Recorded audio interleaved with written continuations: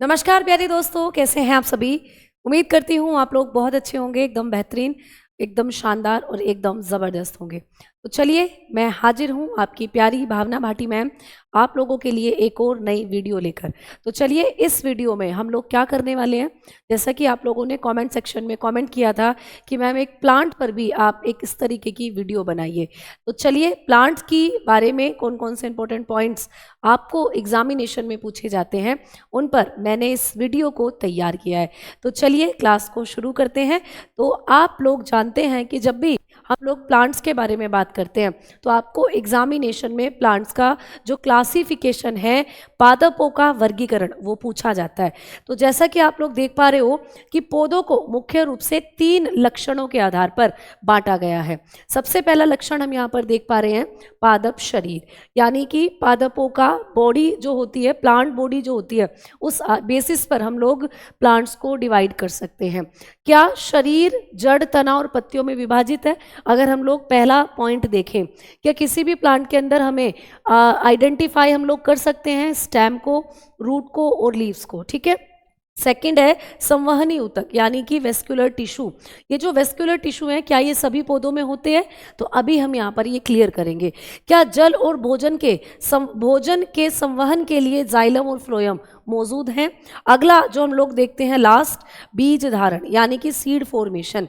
क्या पौधे बीज बनाते हैं? यदि हाँ, तो क्या वे फल के अंदर ढके हुए होंगे या नहीं? तो ये 3 क्राइटेरियाज हैं जिन पर हम लोग प्लांट्स को डिवाइड करते हैं, क्लासीफाई करते हैं। अब चलते हैं आगे की तरफ और बात करते हैं कि पादप जगत के प्रमुख 5 समूह कौन कौन से हैं।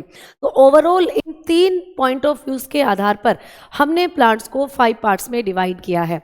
तो ये 5 पार्ट कौन कौन से हैं, जिनमें सबसे पहला है थैलोफाइटा, जिसका बेसिक और सबसे इंपॉर्टेंट जो एग्जाम्पल है वो है आपकी एल्गीज यानी शैवाल। तो थैलोफाइटास की कैरेक्टरिस्टिक्स क्या क्या होती है, क्या क्या इनकी विशेषताएं होती हैं, चलिए बात करते हैं। सबसे पहले इनका शरीर जड़, तना और पत्ती में विभाजित नहीं होता।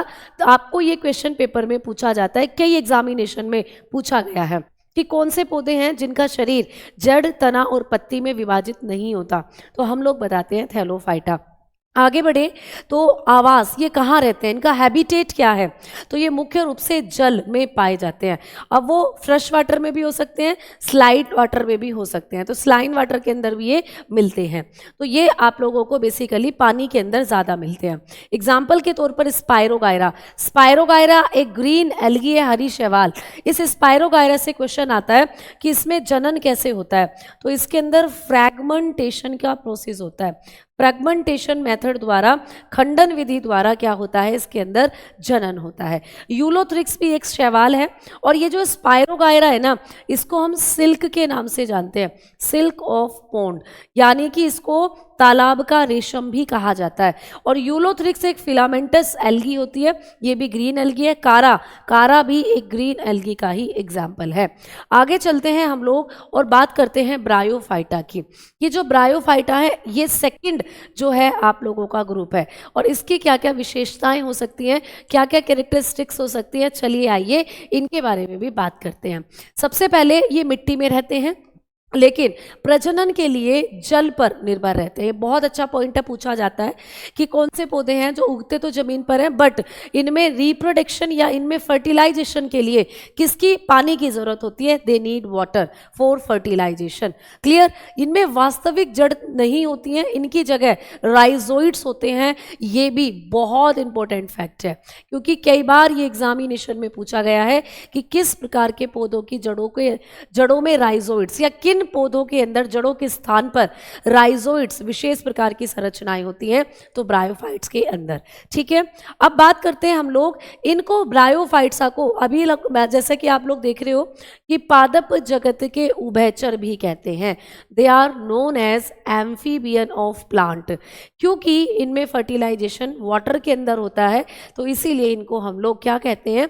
एम्फीबियन। क्योंकि एम्फीबियन जैसे मेंढक होते हैं, इनमें भी फर्टिलाइजेशन वाटर वाटर के अंदर ही होता है। ठीक है, चले आगे। चलिए अब देखो संवहनी ऊतक, इनमें जाइलम और फ्लोएम नहीं होते हैं, एब्सेंस होते हैं, अनुपस्थित होते हैं, याद रखना। इससे पहले जो थैलोफाइटा पढ़ाए उनमें भी वेस्कुलर बंडल यानी जाइलम और फ्लोएम नहीं होते हैं। एग्जाम्पल के तौर पर मोस यानी फ्यूनेरिया और मार्केंशिया, ये सब आते हैं आप लोगों के किसके अंदर, आप बताएंगे ब्रायोफाइटा में। ब्रायोफाइटा के अंदर ही लीवर वर्ट भी आते हैं, लीवर वर्ट। ठीक है, इसी में आते हैं दोस्तों होर्न वर्ट। तो लीवर वर्ट, होर्न वर्ट जो हैं ये भी आपके ब्रायोफाइटा के अंदर ही आते हैं। अब चलते हैं नेक्स्ट, टेरिडोफाइटा। ठीक है, टेरिडोफाइटा यह पहला ऐसा समूह है जिसमें वास्तविक जड़, तना और पत्तियां पाई गई। तो ऐसे पौधे जिनमें सबसे पहले आपने पहचाना कि जड़, तना और पत्ती कहाँ होते हैं, तो दीज आर टेरिडोफाइटा। क्लियर। अब देखो इनमें वेस्कुलर बंडल भी देखने को मिलेंगे, इनमें जाइलम और फ्लोएम उपस्थित होते हैं, यानी कि they have xylem and phloem. तो ये फर्स्ट प्लांट भी हैं जिनके अंदर जाइलम और फ्लोएम आपको देखने को मिलते हैं। तो this is also very important fact. ये भी पूछा जाता है कि कौन से प्लांट है जिनको फर्स्ट वेस्क्यूलर प्लांट कहा जाता है। ठीक है, जिनको प्रथम संवहनी पादप कहते हैं, तो दीज आर टेरिडोफाइटा। अब देखो बीज, इनमें बीज नहीं बनते, ये बीजाणु द्वारा प्रजनन करते हैं। तो बीज नहीं बनेंगे लेकिन बीज की जगह स्पोर्स बनते हैं, बीजाणु बनते हैं। उदाहरण के लिए फर्न, मार्सिलिया, हॉर्सटेल, ये सब आप लोगों के क्या होते हैं, टेरिडोफाइटा होते हैं। हॉर्सटेल यानी इसको हम लोग इक्वीसीटम के नाम से भी जानते हैं। ठीक है, इक्वीसीटम भी इसको हम लोग कहते हैं। चलिए नेक्स्ट आगे बात करते हैं, जिम्नोस्पर्म। जिम्नोस्पर्म और एंजियोस्पर्म ये दो ऐसे प्लांट के समूह हैं जिनको आप लोग पुष्पी पादपों के अंदर रखते हो, फ्लोरिंग प्लांट के अंदर या फिनेरोगैमस के अंदर रखते हो। इससे पहले जो मैंने आपको थैलोफाइटा, ब्रायोफाइटा और टेरिडोफाइटा पढ़ाए, ये आपके क्रिप्टोगैमस यानी अपुष्पी पादपों की श्रेणी में आते हैं। अब देखो इधर इनकी विशेषता, इनमें इनके जो बीज होते हैं ना वो नग्न होते हैं, यानी बीज के ऊपर फल का आवरण नहीं होता। जैसे आप कोई फल खाते हो, फल के अंदर बीज निकलता है, बट इनमें क्या होता है, बीज ऐसे ही ओपन रहता है, फल के अंदर नहीं होता। इसीलिए इनको हम लोग नेकेड सीड, आप लोग देख पा रहे हो, नग्न बीजी के नाम से इनको जाना जाता है। ठीक है, नग्न बीजी। अब इन्हीं को हम लोग कोनीफेरस भी कहते हैं, कोनीफेरस प्लांट भी कहते हैं इनको, क्योंकि इन पौधों के अंदर जो शंकु होता है वो कोन के आकार का होता है, कोन नुमा, कोनीफेरस प्लांट भी कहते हैं। अच्छा देखो, ये पौधे बहुवर्षीय, सदाबहार और काष्ठीय होते हैं, मतलब अच्छी खासी लकड़ी इनसे निकाली जाती है ना, और हमेशा वर्ष भर ये खिले रहते हैं। उदाहरण के लिए पाइनस, साइकस, देवदार, ये आपको पूछा जाता है। एक और होता है जिसको हम कहते हैं जिंको। ठीक है, तो ये जो जिंको होता है इसको हम लोग जीवित जीवाश्म भी कहते हैं। क्या कहते हैं दोस्त, जीवित जीवाश्म। तो आपको पूछा जा सकता है कि जीवित जीवाश्म हम लोग किसको कहते हैं, यानी कि लिविंग फॉसिल। तो लिविंग फॉसिल के नाम से जाना जाता है ये जो जिंको होता है। क्लियर। चलते हैं आगे और बात करते हैं लास्ट, एंजियोस्पर्म की, सबसे ज़्यादा विकसित पौधे, most develop plant in plant kingdom. ठीक है, तो ये पुष्पीय होते हैं, इन पर फूल आते हैं, इनके बीज फल के अंदर रहते हैं, जैसे आप नॉर्मली खाते हो जितने भी फल और सब्जियां। ठीक है, इन्हें दो भागों में बांटा गया है दोस्तों, they are divided into 2 groups. जिनके बीजों में एक बीज पत्रों, मतलब जिनका जो बीज है वो इस तरीके से सिंगल दिखाई दे, उनको कहते हैं मोनोकोट, एक बीज पत्री। जैसे धान, गेहूं, मक्का, यानी कि आप लोगों ने देखा होगा कि ये जो मोनोकोट होते हैं इसमें राइस, व्हीट, मेज ये सब आते हैं। ग्रास भी इसी की कैटेगरी में आती है, ग्रास बोले तो घास। ठीक है, और घास जो होता है इसी के अंदर आता है बैम्बू। तो बैम्बू जो होता है वो घास की ही कैटेगरी है, जो बांस है वो एक तरीके की घास है। ठीक है, समझ में आई बात।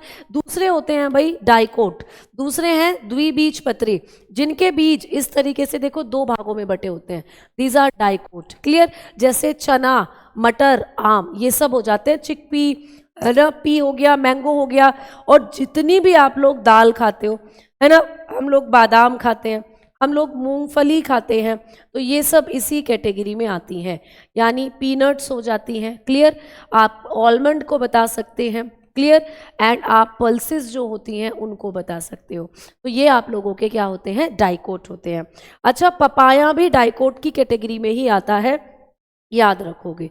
पपाया, पपीता जो होता है वो भी डाइकोट की कैटेगरी में आता है, क्योंकि इसकी पत्तियों में नेट लाइक स्ट्रक्चर जो है वो देखने को मिलता है। तो यहाँ पर एक ये इंपॉर्टेंट टेबल है, इस टेबल से आपको बहुत सारी चीज़ें जो है वो समझ में आ जाएंगी। जैसे कि थैलोफाइटा में वेस्कुलर बंडल नहीं होते, है ना, इनमें बीज भी नहीं होते।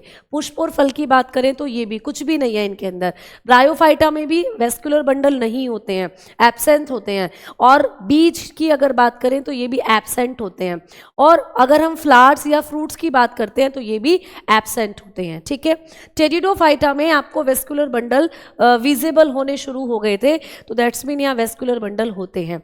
और बीज की बात करें तो बीज यहाँ पर भी नहीं होते, एब्सेंट होंगे। लेकिन पुष्प और फल की बात करें तो वो भी एब्सेंट होते हैं। जिम्नोस्पर्म में आपको यहाँ से, अब यहाँ से आपको वेस्कुलर बंडल मिलने शुरू हो गए, तो अब जिससे इसके आगे के जितने भी आपके ग्रुप्स हैं उनमें वेस्कुलर बंडल आपको नजर आएंगे।